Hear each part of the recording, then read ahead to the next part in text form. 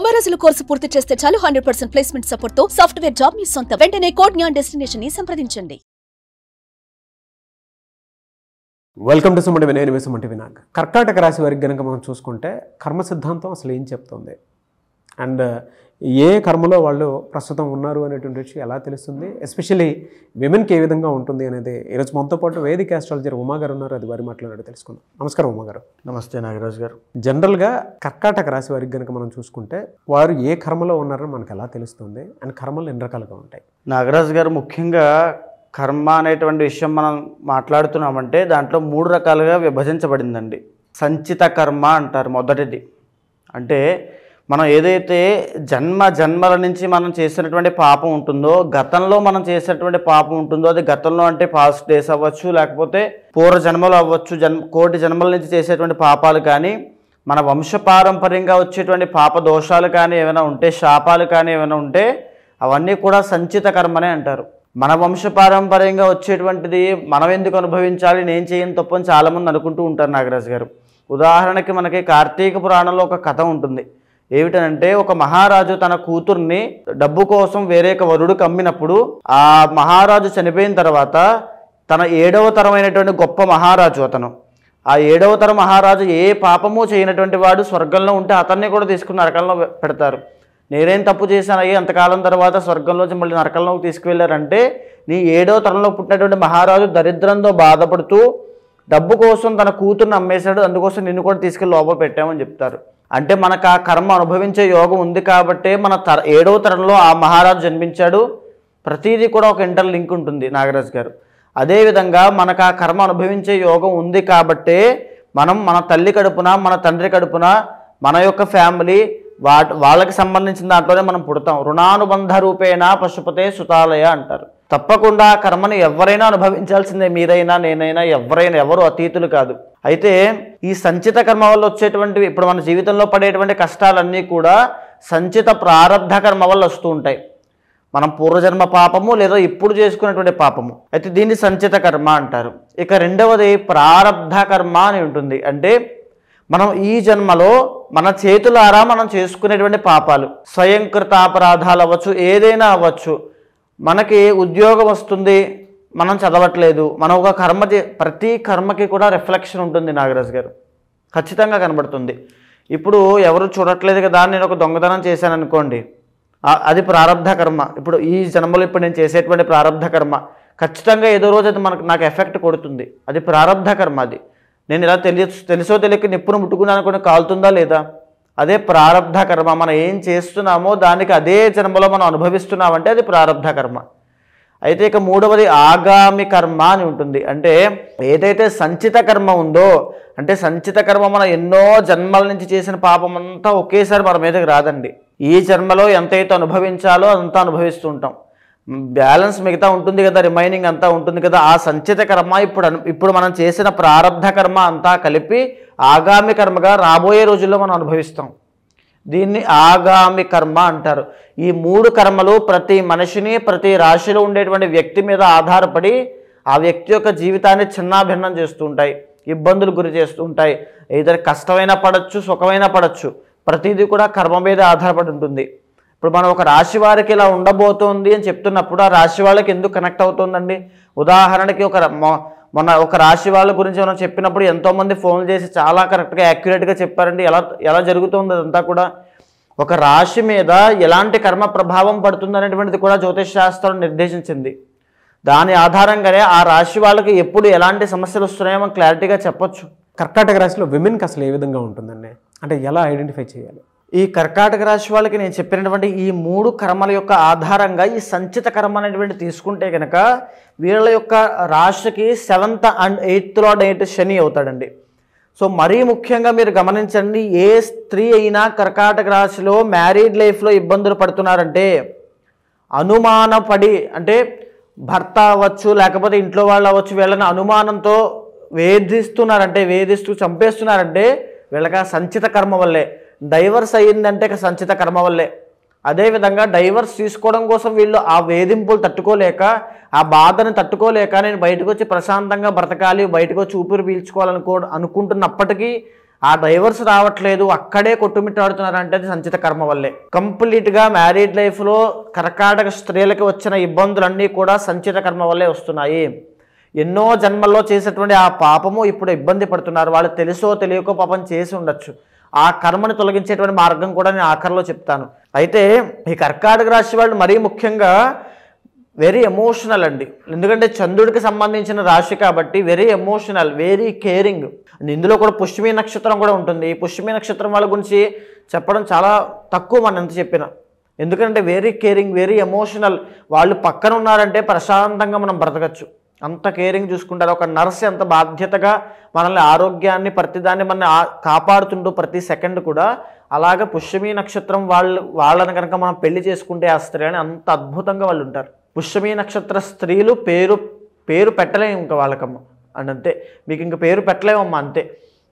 మీ జీవితంలో వచ్చేటువంటి సమస్యలన్నీ కూడా మీ సంచిత కర్మ వల్ల మీ మ్యారీడ్ లైఫ్లో ఇబ్బందులు వస్తున్నాయి తప్ప మీరు చేసిన తప్పు కాదు అది. అయితే ఈ పుష్యమి నక్షత్ర స్త్రీలైనా కర్కాటక రాశి వాళ్ళకైనా ఈ ఎమోషనల్ థింగ్స్ విషయంలో, ఎమోషనల్ బ్లాక్మెయిల్స్ అవ్వచ్చు, యాంగ్జైటీ అవ్వచ్చు, విపరీతమైన మానసిక ఒత్తిడి, తర్వాత డిప్రెషన్ అవ్వచ్చు, over thinking problem, negative thinking problem, ఇవన్నీ కూడా ఒక బాణాల్లా మీదకి వస్తూ ఉంటాయి. ఒంటరి అయిపోయి ఫేస్ చేయలేక, ఆ బాధ భరించలేక ఇంటికి పరిమితం అయిపోయి, లేదా కొంతమంది మళ్ళీ ఈ కర్కాటక రాశి స్త్రీలు ఉద్యోగం కూడా చేస్తుంటారు. వాళ్ళు అటు ఇటు బ్యాలెన్స్ చేయలేక చాలా ఇబ్బందులు పడుతుంటారండి. అంటే మనం ఈ మాటని ఇంతలా ఎందుకు చెప్తున్నానంటే వాళ్ళ బాధ నాకు తెలుసు. ఎంతోమంది కర్కాటక రాశి స్త్రీలను స్టడీ చేశాను అని వాళ్ళతో మాట్లాడాను. మనం రీసెంట్గా చేసిన కర్కాటక రాశి గురించి కూడా ఎంతోమంది నాకు యాక్యురేట్గా చెప్పాను, ఫీడ్బ్యాక్ కూడా ఇచ్చారు. బికాజ్ ఎందుకంటే కర్కాటక రాశి గురించి అలా చెప్పబడింది జాతకంలో, జ్యోతిష శాస్త్రంలో, వేదిక ఆస్ట్రాలజీలో. చంద్ర శని కాంబినేషన్ ఎప్పుడొచ్చినా దాన్ని విషయోగము అంటారు నాగరాజు గారు. అది విపరీతమైన మానసిక ఒత్తిడిని, ఆరోగ్య సమస్యల్ని తీసుకొచ్చి పెడుతుంది. వీళ్ళు జీవితంలో వీళ్ళకి వచ్చే కష్టాలను భరించలేక వీళ్ళ ఆరోగ్యాన్ని కూడా సరిగ్గా చూసుకోకపోవడం వల్ల వీళ్ళకి ఆరోగ్య సమస్యలు కూడా స్టార్ట్ అయిపోతాయి. మేజర్గా లోయర్ బ్యాక్ పెయిన్స్ వస్తాయి, తరువాత ఆడవాళ్ళకి సంబంధించిన ఇబ్బందులు వస్తాయి. అండ్ కర్కాటక రాశి వాళ్ళకి ఎక్కువగా digestive problems, time to time food తినలేరు, వీళ్ళకి ఆ సమయం ఉండదు, తినాలనిపించదు, ఆ కష్టాల మీద మానేస్తూ ఉంటారు. డైజెస్టివ్ ప్రాబ్లమ్స్ వస్తాయి, గ్యాస్ట్రిక్ ట్రబుల్ అవ్వచ్చు, ఎసిడిటీ అవ్వచ్చు, రెస్పిరేటరీ ప్రాబ్లమ్స్, చాలామందికి ఆస్తమా ప్రాబ్లం కూడా వీళ్ళకి ఉంటుంది కర్కాటక రాశి వాళ్ళకి. ఇవన్నీ కూడా ఎందుకు ఈ ఆరోగ్య సమస్య? అండ్ ఇంకొకటి కర్కాటక రాశి స్త్రీలకి నాగరాజు గారు ఆర్థిక పరంగా అప్పులు చేయాల్సిన పరిస్థితిలోకి వచ్చేస్తారు వీళ్ళు.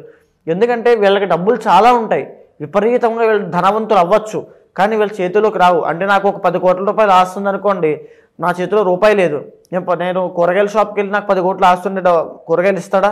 ఇవ్వడు కదా. ఆ టైంకి కావాలి. అలాంటి పరిస్థితిలోకి కర్కాటక రాశి స్త్రీలు వస్తారు. భర్త బాగా సంపాదిస్తాడు. ఏ కర్మ కిందకు వస్తుందండి? సంచిత కర్మ అండి. ఇదంతా కూడా సంచిత కర్మ. అదొకటే ఉంటుందా సంచిత కర్మ? లేదు, ప్రారంధ కర్మ ఎలా ప్రభావితం కూడా చేస్తుందో కూడా చెప్తాను. అయితే వీళ్ళకి ఈ జీవితంలో భర్త సంపాదిస్తాడు, లేదా తల్లిదండ్రులు బాగా సంపాదించిన వాళ్ళు ఉంటారు, డబ్బులు ఉంటారు, కానీ వీళ్ళు అడిగే పరిస్థితులు వీళ్ళు ఉండరు, అడగరు. దానివల్ల వీళ్ళలో వీళ్ళే ఒక మదన పడడము. మెజారిటీ ఆఫ్ కర్కాటక రాశి స్త్రీలు అంటే మొత్తం 12 రాశుల్లో సూసైడ్స్ చేసుకోవడము, ఆ థాట్స్ రావడము, నా జీవితం ఎందుకు అని ఒక డిటాచ్మెంట్లోకి వెళ్ళిపోయేది కర్కాటక రాశి వాళ్ళండి. వాళ్ళు భరించలేరు, పాపం హ్యాండిల్ చేయలేరు. అయితే వీళ్ళకు వచ్చేటువంటి ఇబ్బంది, ఈ ప్రారబ్ధ కర్మ అనేటువంటిది కర్కాటక రాశికి ఎలా ఇబ్బంది పెడుతుందంటే వీళ్ళకు వచ్చేటువంటి కోపము, ఆ కోపాన్ని అదుపు చేసుకోవాలి. ఎందుకంటే కర్కాటక రాశి ఉంటే మళ్ళీ ఆశ్లేష నక్షత్రం కూడా ఉంటుంది, వాళ్ళు విపరీతమైన కోపము, సర్ప నక్షత్రం కాబట్టి. లేకపోతే వీళ్ళు ఏం చేసినా చేయకపోయినా శత్రువులు విపరీతంగా ఉండడము. అండ్ ఇంకొకటి కర్కాటక రాశి స్త్రీలకి నేను చెప్తున్నాను, మీ దగ్గర 4 రూపాయలు ఉన్నప్పుడు 4 రూపాయలని మీ దగ్గర పెట్టుకోండి. దాన ధర్మాలు చేయొద్దు, ఎవరికి ఇచ్చేయద్దు. వీళ్ళకి ఏంటంటే ఎమోషనల్ పీపుల్ అండి. ఎవరైనా వచ్చి బాగా నేను ఇంత కష్టంలో ఉన్నానండి అని అడగగానే ఇచ్చేస్తుంటారు. అడిగిన పాపం ఇచ్చేయడమే. ఇంకా అంత దానవీర శూరకర్ణులు కర్కాటక రాశి స్త్రీలు. దానివల్ల కంప్లీట్గా అప్పులు పాలవ్వడము, రాంగ్ డైరెక్షన్లో వెళ్ళిపోవడము, ఆర్థిక సమస్యలు, రుణబాధలు, లోన్స్, ఈఎంఐస్, ఈ యొక్క భార్యాభర్తలకు సంబంధించిన విషయాల్లో ఒంటరి పోరాటము, జాబ్ అవ్వచ్చు, చాలని జీతము, ఎవరిని అడగలేక. ఎందుకంటే ఈ కర్కాటక రాశి స్త్రీలు ఎలాంటి వాళ్ళంటే అతి మొహమాటం. ఇంకా మీ దగ్గరనే 10 రూపాయలు తీసుకున్నాను కూడా మీరు అడగకముందే నేను ఇచ్చేయాలి. వీళ్ళు అలాగే ఆలోచిస్తారు, ఇచ్చేయాలి. దానికోసం ఎక్కడి నుంచో పట్టుకొచ్చేస్తారు, మళ్ళీ కష్టపడిపోతారు, రాత్రి పగలు కష్టపడిపోతారు. మీకు ఇవ్వాల్సిన రోజులు ఇంకా 2 రోజులు టైం ఉన్నా ఆ లోపు ఇచ్చేయాలి అంతే. అంత మంచితనం, అతి మంచితనం అంటాం కదా, అంతటి అతి మంచితనం ఉన్నటువంటి స్త్రీలు. కాబట్టి ఈ ప్రారబ్ధ కర్మ అనేటువంటిది, మీ కోపాన్ని అదుపు చేసుకోండమ్మా, మీ ప్రారబ్ధ కర్మ అదే. మీరు కనుక కోపంలో ఆవేశంలో నిర్ణయాలు తీసుకున్నారంటే మీ జీవితం చిన్నాభిన్నం అయిపోతుంది. ఆర్థిక సమస్యలు అంటే ఈ ఆర్థిక పరంగా ఈ ధన సంపద విషయంలో మీరు సరిగ్గా చూసుకోలేరు. మీ ప్రారబ్ధ కర్మ, మీ చేతులారా మీరు చేసుకునేటువంటి సమస్యలు అంటే చేతులారా కొని తెచ్చుకునే సమస్యలు అవన్నీ కూడా, వాటిని సరి చూసుకోండి. ఆరోగ్యం పట్ల ప్రారబ్ధ కర్మ అంటే ఏంటంటే మనం చేసుకునేటువంటివన్నీ కూడా, మనం ఇప్పుడు ఏదైతే చేసుకుంటున్నామో దానికి మనం అనుభవిస్తాం. ఏదైతే వీళ్ళు ఆరోగ్యం పట్ల చేసుకునే అశ్రద్ధ ఉంటుందో అదే వీళ్ళని ఇబ్బంది పెడుతూ ఉంటుంది. అదేవిధంగా వీళ్ళ మానసిక స్థితి, ప్రతిదాని గురించి అంత డీప్గా ఆలోచించాల్సిన పని లేదు, ఎలా జరగాలంటే అదే జరుగుతుంది. బికాస్ కర్మ నుంచి ఎవరూ తప్పించుకోలేరు. దానికోసం సంబంధించి కొన్ని పరిహారాలు చెబుతాను, అవి చేసుకోండి. ఎక్కువగా ఆలోచించద్దు, ఓవర్ థింకింగ్ కానీ నెగిటివ్ థింకింగ్ కానీ చేయొద్దు. తరువాత తల్లిదండ్రులను సేవించండి. ఎందుకంటే మీకు ప్రపంచం మీద విరక్తి వచ్చేస్తుంది. ఇంకా వీళ్ళందరినీ నేను భరించలేను, నాకు వద్దు వీళ్ళంతా కూడా అని చెప్పి ఆ స్థాయికి వెళ్ళిపోతారు. బికాజ్ ఇప్పుడు నడిచేది కూడా కర్కాటక రాశి వాళ్ళకి అష్టమ శని అండి. శని కర్మకారకుడు. అష్టమ శని జరిగినటువంటి 2 ఇయర్స్గా వీళ్ళకి నడుస్తోంది. అష్టమస్య ప్రాణ సంకట అంటారంటే ప్రతి సమస్య కూడా వీళ్ళకి పీకల్లాగా మునిగిపోయేలాగా వస్తుంది. ఏదైనా ఆరోగ్య సమస్య, లేకపోతే ఆర్థిక సమస్య, వాహన ప్రమాద యోగములు. జరిగిన 2 సంవత్సరాల్లోపు మీకు ఏదైనా గాయాలు అయ్యాయి, ఇంజురీస్ అయ్యాయి, లేకపోతే సర్జరీలు అయ్యాయి అంటే అది సంచిత కర్మ వల్లే మీకు జరిగింది. బాగా గుర్తుపెట్టుకోండి మీ ప్రతి ఒక్కరు కూడా. అదేవిధంగా ఇప్పుడు రాబోయేటువంటి మార్చి 30 వరకు కూడా వీళ్ళు ఇంకా వాహన ప్రమాద గండాల విషయంలో చాలా జాగ్రత్తగా ఉండాలి. దూర ప్రయాణాలు చేయొద్దు, మీ ప్రారబ్ధ కర్మ అది. మీకు ప్రయాణం చేసే మీకు యొక్క గాయాలు పాలయ్యే యోగం ఉందనేది సంచిత కర్మ. మీరు అయినప్పటికీ కూడా తెలిసి కూడా కావాలని ప్రయాణం చేయడం మీ ప్రారబ్ధ కర్మ. ఎలా అండి? మార్చి నుంచి డిసెంబర్ వరకు ఎలా ఉండే అవకాశం ఉంటుంది? మార్చి నుంచి డిసెంబర్ వరకు కూడా, మార్చి నుంచి ముందు మే 15వ తారీఖు దాకా కొంత సామాన్యంగా ఉంటుందండి, పర్వాలేదనిపిస్తుంది. ఈ మార్చి 30వ తారీఖు దగ్గర నుంచి మే 15వ తారీఖు దగ్గర నుంచి అక్టోబర్ దాకా తీవ్రమైన ఆర్థిక సమస్యలు, డబ్బులు రూపాయి కూడా నిలబడకపోవడం, ఏదో ఒకటి వస్తువు కానీ వాహనం కానీ కొనేస్తారు, అయిపోతాయి.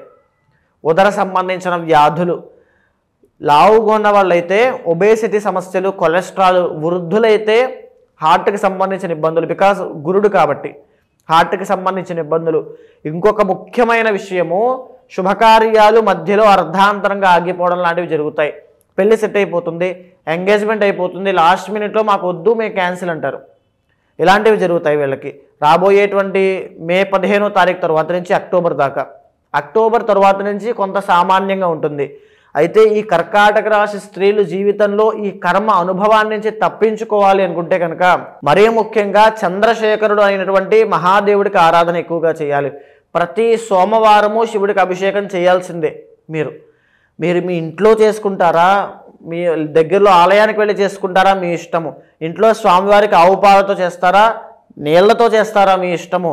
ఇంట్లో స్వామివారికి సువర్ణలింగం బంగారు లింగానికి చేస్తారా, మట్టి లింగంతో చేస్తారా, మీ ఇష్టం. మీ శక్తి బట్టి చేయండి, కానీ భక్తితో చేయండి. కర్కాటక రాశి స్త్రీలు శివ ఆరాధన చేశారంటే మీకు అదృష్టం పడుతుంది, కర్మ అనేటువంటిది నాశనం అయిపోతుంది. సో ఇది నాగరాజు గారు, ఇప్పుడు దాకా నేను చెప్పినవన్నీ కూడా వీళ్ళ ఈ సంచిత ప్రారబ్ధ కర్మ.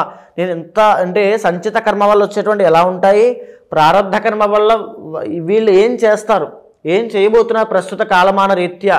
ఇప్పుడు ఉదాహరణకి వీళ్ళకి గాయాలు పాలయ్యేటువంటి యోగం ఉంది, ఆ దోషం ఉంది. అయితే ఆ దోషం అని ఎందుకు వచ్చింది, సంచిత కర్మ వల్ల వచ్చింది. ఈ ప్రారబ్ధ కర్మ అనేటువంటిది ఏంటంటే వీళ్ళు చేతులారా చేసుకునేది. వీళ్ళు ఎంతవరకు చేసుకోవాలి, బయటికి ప్రయాణాలు చేయకుండా వెళ్ళేటప్పుడు వచ్చేటప్పుడు శకునం చూసుకోవడము, హెల్మెట్ పెట్టుకోవడము, లేకపోతే జాగ్రత్త వహించడం లాంటివి ప్రారబ్ధ కర్మ వల్ల జాగ్రత్త తీసుకోవాలి. అయినప్పటికీ కూడా ఎంతో అజాగ్రత్తగా నిర్లక్ష్యంతో వెళ్తే ఖచ్చితంగా ఇబ్బంది పడతారు. ఇది ప్రారబ్ధ కర్మ. ఈ ప్రారబ్ధ సంచిత కర్మల నుంచి తప్పింపజేసేవాడు కేవలం మహాశివుడు మాత్రమే మీ జాతకానికి. ఏ రోజు ఏ రెమెడీ చేసుకుంటే బాగుంటుందండి? ఈ యొక్క కర్కాటక రాశి వాళ్ళు సోమవారం అండి, శివ ఆరాధన సోమవారం ఉపవాసం ఉండండి, లేకపోతే మీరు పలహారం చేయండి, స్వామివారికి అభిషేకం చేయండి, భక్తితో స్వామివారిని కొలవండి, అద్భుతమైన రిజల్ట్స్ చూస్తారు. ఎలా సార్ అంటే ఈ కర్మ సిద్ధాంతానికి సంబంధించినటువంటి రెమెడీ ఏమైనా ఉంటుందా? ఈ ఫిబ్రవరి 26వ తారీఖున నాగరాజు గారు, మహాశివరాత్రి అయింది. జన్మకొక శివరాత్రి అంటారు. అంటే ఈ మహాశివరాత్రిని పురస్కరించుకుని నేను చేసేటువంటి కర్మ నివారణ అవ్వడం కోసం చేసే రుద్రయాగంలో పాల్గొమని చెప్పండి. ఎవరైనా సరే, ఏ ఇండివిజువల్లో అయినా సరే, అంటే మీ కర్మ మీదే, మీ భార్య కర్మ మీ భార్యదే, ఎవరి కర్మ వాళ్ళదే. ఎవరైతే రుద్రయాగంలో పాల్గొంటారో వాళ్ళు జన్మ జన్మలతో చేసినటువంటి సంచిత కర్మ అయినా, వాడు తెలుసో తెలియకో ఈ జన్మలో ఏదో తెలియని పాపం చేసినటువంటి ప్రారబ్ధ కర్మ వల్ల వచ్చే కష్టాలైనా తొలగిపోతాయి. ఉదాహరణకి ఒక వ్యక్తి ఉంటారండి, ఎంతో సంపాదిస్తూ ఉంటాడు, కానీ ఒక్క రూపాయి కూడా నిలబడదు. అవన్నీ కూడా ఇంట్లో ఉండేటువంటి వాళ్ళ ఆరోగ్య సమస్యలకి, వాళ్ళ చదువులకి, వాళ్ళ కష్టాలకి, వాళ్ళ కోరికలకి అన్నీ దానం చేస్తూనే ఉంటాడు. శ్రమదానం అవుతుంది, అన్నీ అయిపోతూనే ఉంటే జీవితం అలసి సొలసిపోతుంది తప్ప అతను ఏమాత్రం అనుభవించలేడు. అది కూడా ఒక కర్మే. జీవితాంతము మనశ్శాంతి లేకుండా అందరి కోసం కష్టపడడం కూడా ఒక కర్మే. ఎంత సంపాదన ఉన్నప్పటికీ కూడా తినడానికి తిన్న తర్వాత అరగకపోవడము, ఆ డయాబెటీస్ అవ్వచ్చు, బీపీ అవ్వచ్చు, ఇవన్నీ కూడా ఎక్కడి నుంచి వస్తున్నాయండి? సంచిత ప్రారబ్ధ కర్మల వల్లే వస్తున్నాయి. ఎప్పుడైతే కర్మ అనేటువంటిది నాశనం అవుతుందో ఆరోగ్యపరంగా ఒక మెరుగైన జీవితం ఉంటుంది. అదేవిధంగా ఒక మ్యారీడ్ లైఫ్లో ఇబ్బందులు వస్తున్నాయి, మాంగళ్య దోషం ఎందుచేత వస్తుంది అంటే సంచిత కర్మ వల్లే వస్తుంది. ఆ సంచిత కర్మ పోతేనే ఈ మాంగళ్య దోషం పోతుంది. 33 సంవత్సరాల దాకా వివాహం కావట్లేదు అంటే ఎందుచేత కావట్లేదు అంటే సంచిత కర్మ వల్లే కావడం లేదు. ఎప్పుడైతే కర్మ అనేటువంటిది నాశనం అవుతుందో, మూలమైనటువంటి కర్మ నాశనం జరిగినప్పుడు ఎలాంటి కోరికలు తీరాలన్నా తీరుతాయి, ఎలాంటి సమస్యలు పోవాలన్నా పోతాయి. మీరు ఇప్పుడే అన్నారు యజ్ఞాలు, యాగాలు, హోమాలు లాంటి లేదా పూజలు చేస్తే కర్మ నాశనం అవుతుంది అని. అండ్ ఇందాక ఒక మాట కూడా అంటం జరిగింది, కర్మను అనుభవిస్తేనే పోతుంది అని. అవునండి, అనుభవిస్తేనే పోతుంది అని చెప్పేసి అంటూ ఉన్నారు. అండ్ పూజలు, యాగాలు చేస్తే నాశనం చేయొచ్చు అని చెప్పి, కర్మను నాశనం చేసేయచ్చు అని చెప్పేసి అంటూ ఉన్నారు. ఎలా అది? ఇక్కడ ముఖ్యంగా నాగరాజు గారు, చాలామందికి ఉన్నటువంటి సందేహమే ఇది. అంటే కర్మ అనేటువంటిది అనుభవిస్తేనే పోతుంది కదా, మన కర్మ మనం అనుభవించాలి, కానీ పూజలు చేస్తే ఎందుకు పోతుంది అని చాలామంది అనుకుంటూ ఉంటారు. ఉదాహరణకి ఒక మార్కండేయుడు అనేటువంటి ఒక మహాశివభక్తుడు, ఆయనకి 8 సంవత్సరాల వయసు ఉంది.